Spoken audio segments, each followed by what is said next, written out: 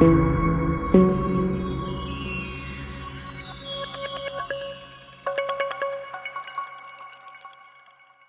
famille, ils ne partageront jamais ce type d'informations. Le Burkina Faso d'Ibrahim Traoré a récemment décidé de créer une agence dédiée à l'énergie atomique. Actuellement, l'Afrique ne dispose que d'une seule centrale nucléaire opérationnelle.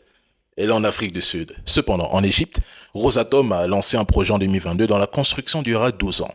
Rosatom est le leader mondial dans le secteur nucléaire. Et sous les anciens présidents burkinabés, en partenariat avec la France, seulement 20% de la population avait accès à l'électricité.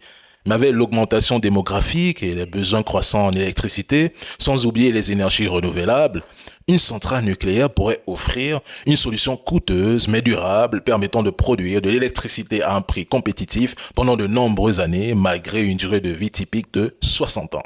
Rosatom est impliqué dans la construction de la majorité des nouvelles centrales nucléaires à travers le monde, notamment en Chine, en Inde, en Turquie et en Égypte. Elle peut même proposer divers services au Burkina Faso, pourquoi pas. On prend exemple la production de combustible nucléaire, la recherche et développement, la gestion des déchets nucléaires, le démantèlement, ainsi que la formation d'ingénieurs, car nous en avons besoin. Toutefois, mesdames et messieurs, le Burkina Faso ne dispose pas encore des infrastructures nécessaires pour ces projets de grande envergure. En revanche, les petits réacteurs nucléaires modulaires pourraient être une option viable à coût modéré. La Russie pourrait même financer tout le projet comme ils le font en Égypte. Cependant, cette aide implique probablement des contreparties et je ne peux pas en détailler les conditions sans avoir examiné le contrat. Mais félicitations au capitaine Ibrahim Traoré pour l'initiative.